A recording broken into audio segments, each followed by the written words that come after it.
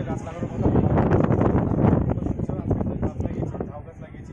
আমাদের সঙ্গে রয়েছে ভ্যালি স্যার রয়েছে, তার সঙ্গে রয়েছে। এবার আজকে আমাদের প্রিন্সিপাল স্যার কথা বলবেন।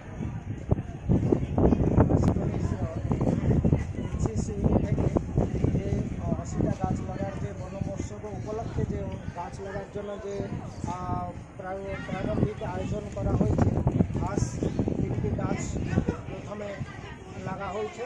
এই গাছগুলো লাগার মুখ্য উদ্দেশ্য হলো, গাছ হচ্ছে মানুষের একটা জীবন।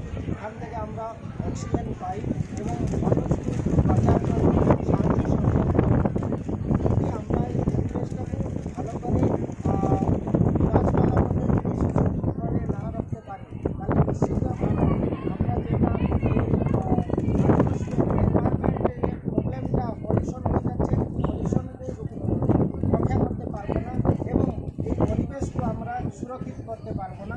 ওই জন্য আমরা এই গাছ লাগার যে প্রয়াসটা চালু রাখছি, আগামী দিনে এটা ভালো করে আমরা চালু রাখবো এবং এইভাবে আমরা যদি ক্যাম্পাস মধ্যে এবং ক্যাম্পাসের বাইরে আডাপ্টেড ভিলেজ আছে, তার সাথে সাথে আশপাশ গ্রামের দিকে যদি আমরা এই গাছ লাগার প্রবণতা যদি মানুষ মধ্যে সৃষ্টি করতে পারি, তাহলে নিশ্চিতভাবে আমার পরিবেশটাকেও আমরা ভালো করে আমরা সুরক্ষিত রাখতে পারবো।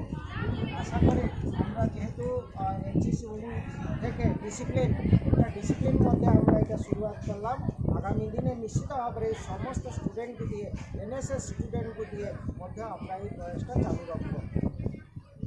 Thanks to all. এরপরে আজকের দিনটির গুরুত্ব সম্পর্কে আমাদের ব্যাটালিয়ন থেকে সাহেব রয়েছেন, কিছু কথা বলবেন।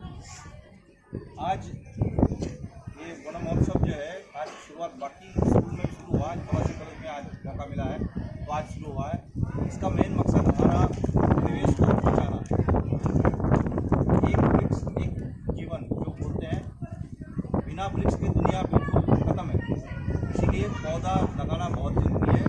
और हमारा मेन मकसद हमारे साथ साथ बाकी सिविल में भी इसका जागरूकता फैलाना है, अपने घर में, अपने परिवार में, अपने गांव में भी इस काम को और बढ़ावा देना है।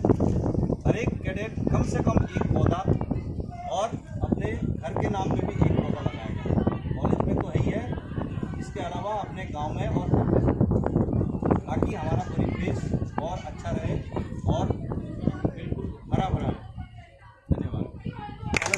তাহলে স্যারের পরামর্শ মতো ক্যারিয়ার কমিটির বাড়িতে 4টা করে গাছ লাগানো।